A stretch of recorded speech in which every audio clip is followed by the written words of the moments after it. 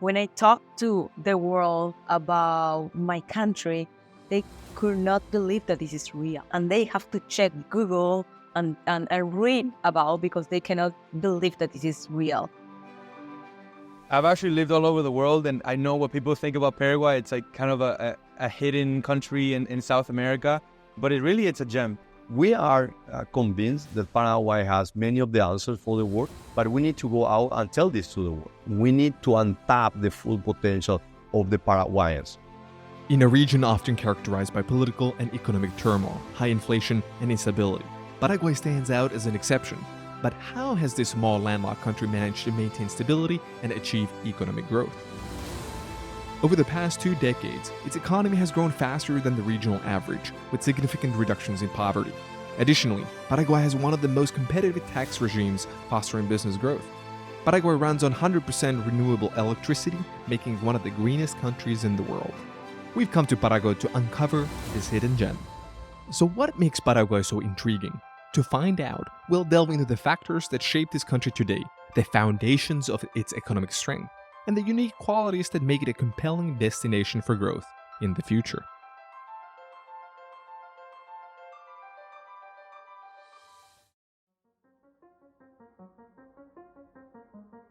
Before we get into the building blocks that make Paraguay what it is today, we need to first take a look on how did this place even come to be. What did the settlers see that made them place their roots in Asunción, the capital of what is today Paraguay? So imagine 500 years ago, they arrived to this place and they settled here for one reason. It was not geography. It was the people, the Guaranis. They found this very friendly indigenous community. So they settled here and they launched all the expedition to discover other cities. That's why Asunción is called the mother of all cities. 70 cities. Asunción was the epicenter of the discovery of the Americas. The Spanish explorers and Jesuits missionaries created settlements during the 17th and 18th centuries with the Guaranis. Given the Guaranis' friendly nature, the Jesuits not only protected but also built towns and co-lived with them. This period of coexistence was marked by significant cultural exchange. They used Asunción as the center from which many other cities in the region were founded. This was the reason why Asunción came to be known as the mother of cities. Spanish expeditions departed from Asunción to establish many cities, including Córdoba, Santa Cruz de la Sierra, and the second foundation of Buenos Aires. By 1850, Paraguay was the most advanced country in Latin America, right? But when you go back 150 years ago, you can see the great Paraguay, a blossoming country that has full of opportunity in terms of production, in terms of invention, creation, all the things that have developed societies everywhere. It was a blossoming country, but then war happened, which took it back for years. The War of the Triple Alliance was a major conflict that started in 1864 between Paraguay and the alliance of Argentina, Brazil, and Uruguay. For 6 years we fought. At the end, they killed our president, the only president that lost his life in the battlefield in the history of humankind, Mariscal Francisco Solano López, on March the 1st. And after the war, we lost 60% of the territory and we lost 90% of the male population. 90. This left Paraguay in a critical state, but after generations and generations of recovery, they seemed ready to rise to the occasion. So in order to stand up from that kind of a situation, you need time. So the time is now. After 150 years, after 5 or 4 generations of people growing and maturing in Paraguay, I think we are in a position where we can say, yes, 2024, this is the year that we are in a position where we are open to the world and ready for business. Over the past few generations, Paraguay has taken significant steps to heal from its past. The country has implemented measures to ensure political and economic stability, leading to impressive growth and development. In the last 20 years, Paraguay's economy has grown faster than the regional average, with an average annual growth rate of 2.8% over the past decade. Notably, in 2023, Paraguay recorded the highest economic growth in the region at 4.7%, outperforming neighboring countries like Brazil and Colombia. Despite regional economic challenges, Paraguay has maintained a relatively stable inflation rate, averaging around 4% over the last decade. Its currency, the Guarani, has shown resilience throughout its ongoing 80-year lifespan. This is exceptional in a region where most currencies have experienced significant devaluations or ceased to exist altogether. So how has Paraguay been able to achieve this progress? What are the engines fueling this growth? The building blocks of the Paraguayan economy. I think that one of the most important things, because when you think about the challenge for humankind, not only for Paraguay, the question is, how are we going to feed a population that is growing, that is going to be around 10 billion in 2050? Paraguay understands this is a big challenge for the future and has been for decades. This is why agriculture is the first building block of their economy. Agriculture is the most important economic activity in the country, employing close to 20% of the workforce and accounting for slightly over 10% of the GDP. Paraguay is a significant producer of various crops, including soybeans, corn, wheat, rice, and sugarcane. Livestock accounts for about 30% of agriculture production and 20% of exports. The reason is simple. Paraguay is optimal for agriculture. The country's fertile regions are comparable to those of Argentina and Brazil. And despite seeming like a small country, it is relatively large. For example, Paraguay is bigger than Germany. Porque Paraguay, hoy podemos, prácticamente todo el año está apto para la agricultura. Y como el país también ayuda muchísimo. Tenemos muchas herramientas para seguir adelante en la agricultura. The climate is excellent too. It is basically summer all year round. No tenemos heladas muy fuertes y por eso soja, maíz, trigo, podemos plantar 3 cultivos directos en una. Prácticamente la tierra no queda vacía en Paraguay. The land is never empty in Paraguay. This is why they are the 6th largest producer of soybeans in the world, it being the main agricultural export. Paraguay is also one of the main countries where stevia can be cultivated, thus being the 2nd largest stevia producer in the world.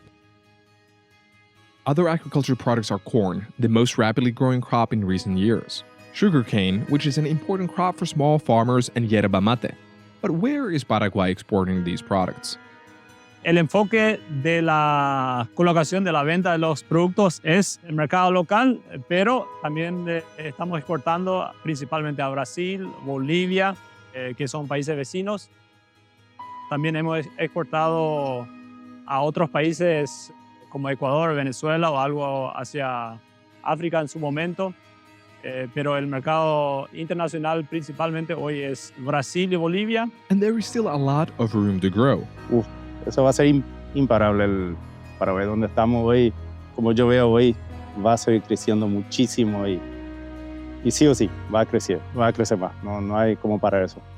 The fertile soil and friendly weather is not only optimal for agriculture, but it's also especially suited for the second building block of the Paraguayan economy, forestry.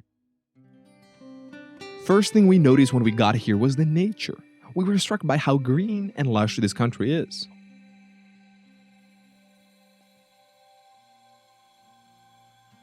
The fact that Paraguayans do not know much about national parks stems from the fact that we all live in a very natural environment. I mean, all Paraguayans, we live, and we are very lucky, very fortunate, because the majority of Paraguay is green. So that means we all live in a national park. The reforestation market here, which is something that I think is very exciting. Yeah, Paraguay, this is a place of tremendous amount of fresh water, great soil, right? Great sunlight. Summer, basically 3 seasons out of the year, summer with a kind of a light winter, and many growing seasons. All of these factors make Paraguay highly productive.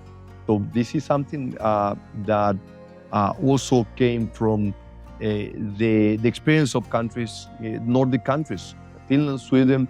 They have a lot of experience, and a couple of years ago they said, we need to explore other parts of the world. Well, they came to Paraguay, and they planted seed and trees that will take 14 years in Europe. It take only 7 years here. So the productivity that Paraguay have is tremendous. So if you compare it to, say, the global north, where you might be growing pine, but I've heard as slow, it's like almost 10 times faster or 5 times faster to grow trees here, for example, than it might be to grow in other climates, right? So Paraguay has like really wonderful baseline metrics for growing trees very quickly. What we also learn is that they have an intriguing way of approaching forestry. We had a lot of idle land in Paraguay and deforested land. So I say, why don't we plant trees here? Let's plant trees on a commercial basis so that we can combine economic value with environmental values to the park and to the place, and also social value by providing jobs for the local community. We do the reforestation, we do it in a way that is called silvopastoral, because we combine trees with grass and cows. How does it work? I mean, the trees are protecting the grass and the cows so that they are happy cows because they eat or they grass. So the forest creates an environment that is more moderate. The other thing is, when you have a grass cover, the soil does not get erosion. It's not erosion to the waterways, because we have 100% coverage by the grass. This approach is not only more efficient, but also allows to grow cattle while capturing carbon, and not the other way around. Our major activity every day is to capture carbon in our forest. With around 40% of Paraguay's land area being covered by forest, this means a lot of carbon is being captured already. Alongside other initiatives, it could even lead to Paraguay becoming completely carbon neutral. I think that, the reforestation, for example, could be a really big wave or a really big trend in the future. Paraguay has the opportunity to become a fairly large nation that's totally carbon neutral, because the electricity here, almost, I think, more than 90, very high percentage, almost 100% of the electricity here is from renewable hydroelectricity, from hydro dams. So that's something that lowers substantially Paraguay's, total carbon output, let's say. And if you couple that together with its reforestation potential as a carbon sink, Paraguay has like very, very good potential. This takes us to the third building block of the country's economy, the one that keeps the whole show running: energy. Paraguay generates 100% of its electricity from renewable sources, making it one of the only countries in the world that runs completely on renewable electricity. Power generation relies almost entirely on hydroelectric power from the Itaipu Dam. It's a massive victory for Paraguay over the past decades. It's one of the greatest facilities to produce green electricity. Would you be able to describe to the audience a little bit more that what is Itaipu Dam in your own words? Itaipu was built 50 years ago in a time where it was the biggest engineering project maybe of the world, a joint enterprise with Brazil, because we share the Paraná River, that started out as a territorial problem. There were issues on the boundaries of the countries. Again, why am I mentioning this? Because this is how you turn problems into opportunities. And this is how it happened. And Itaipu ended up being the largest dam, and still is the third largest dam in the world, generating enormous amounts of green energy that now positions Paraguay as a global player in this green energy business that is so demanding in the world. So it started out by building a dam that could provide energy, electricity to the countries. Welcome to Itaipu Dam that lies between Paraguay and Brazil. It's the third largest hydroelectric dam, and that has allowed Paraguay to become a net exporter of green electricity. Paraguay has a lot of thanks to this dam. It has been offering its tremendous opportunities to become one of the only countries in Latin America that is completely operating with sustainable energy. The dam produces excess energy that today Paraguay is exporting.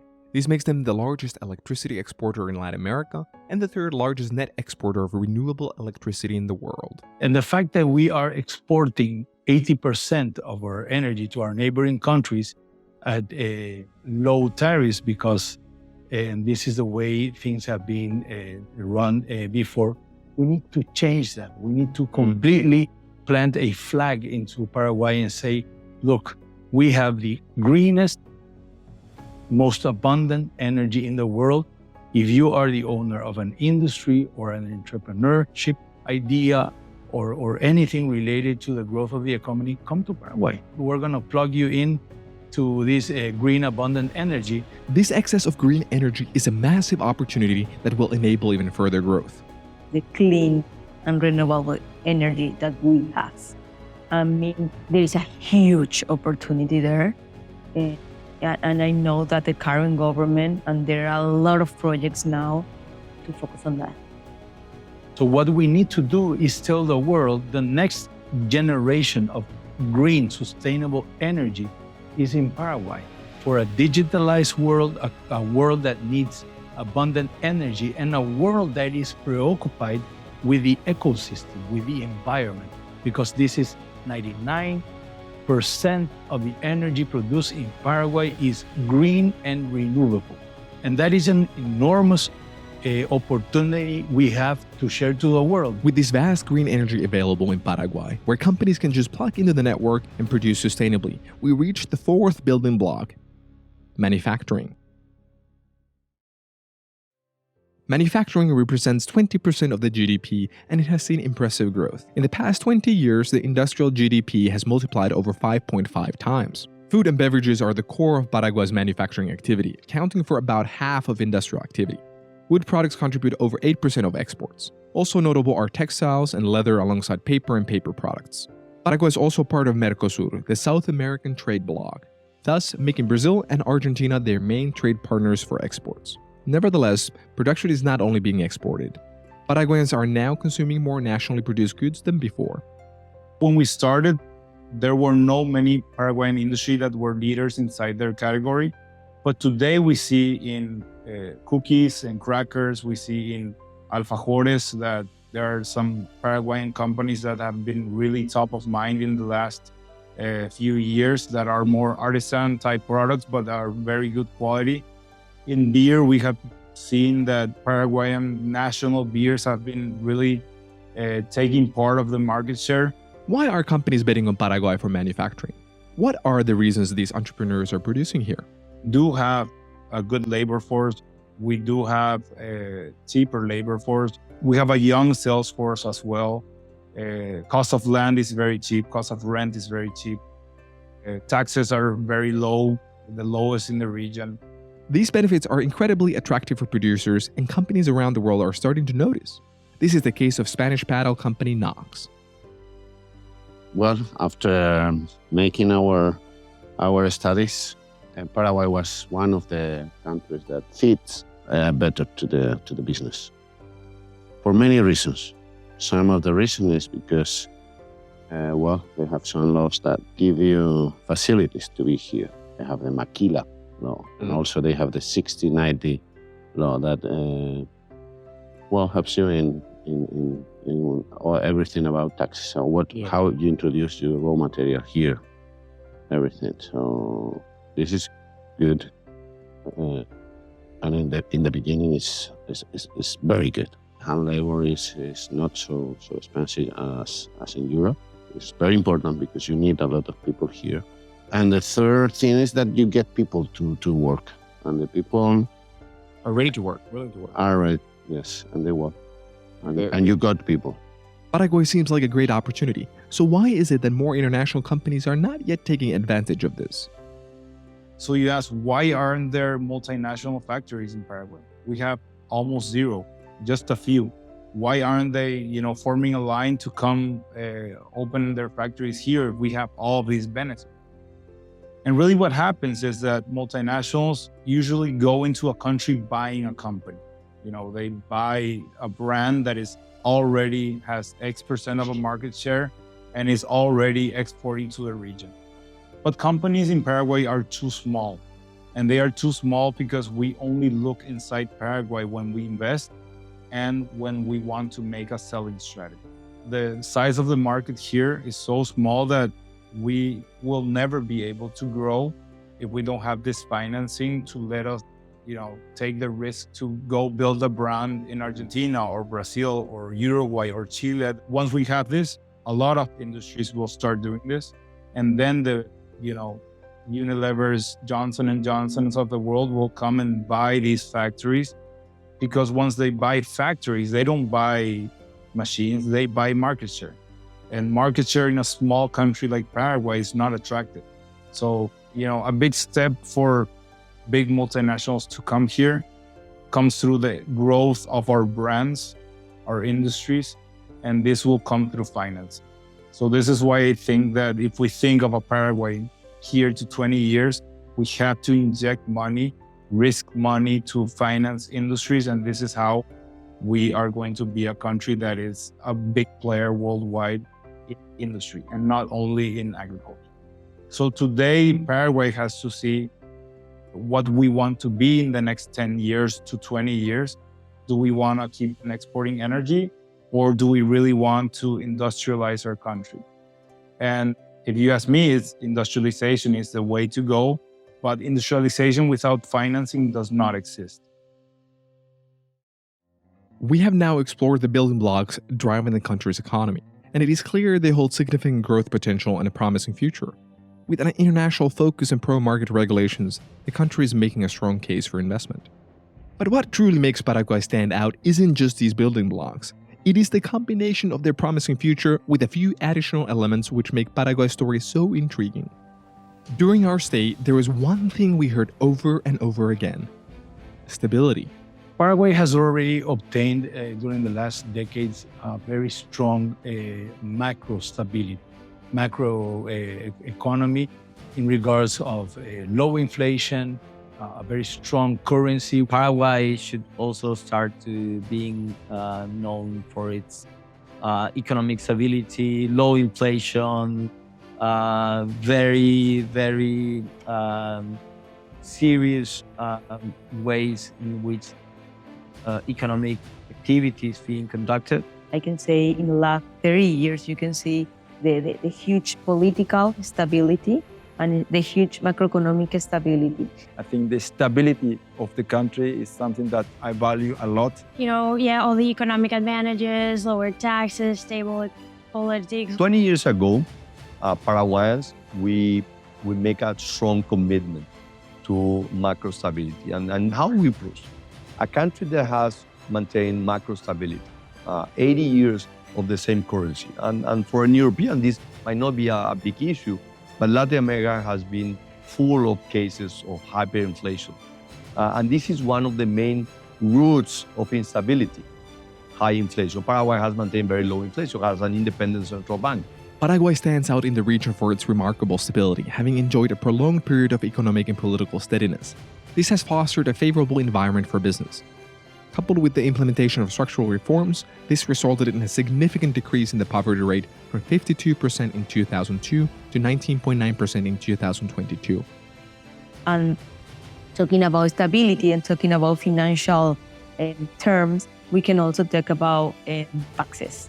It's very easy to start your business here, and the government and the country has made a lot of effort on that. Specifically, for example, one of the things that have done the past government is the EAS. So now you can open your business in only 72 hours, everything online. So these kind of things. Of course, there are things that we have to build on that, and there are things that we can get better. But in general, it's very easy to make business here. Paraguay offers an attractive tax landscape for foreign investors. Business income, including capital gains and foreign currency exchanges, is taxed at a maximum of 10%, with special regimes reducing this to as low as 1%. The simple 10-10-10 scheme ensures maximum 10% for corporate, income, and value-added tax. Foreign source income is generally exempt unless tied to local interest, commissions, or capital gains. Dividends and profits face an 8% tax for residents and 15% for non-residents. Large investments of over 13 million USD have significant tax incentives available, including exemptions and tax-free dividends. Alongside the favorable tax environment, the creditworthiness enhances the appeal. Earlier this year, S&P Global Ratings upgraded Paraguay's long-term foreign and local currency ratings to BB+ from BB. Also recently, Paraguay's credit score was upgraded to investment grade. Baa3 from Ba1 by Moody's Ratings. This shows how the country is well positioned to sustain growth and manage debt levels effectively, making it an increasingly reliable destination for foreign investment. This upgrade is driven by consistent economic growth, prudent macroeconomic policies, and the country's ability to attract private sector investments. Thanks to sustained effort, Paraguay has managed to put themselves in an interesting position. This leaves an intriguing question. What are the drivers that will ensure Paraguay's bright future?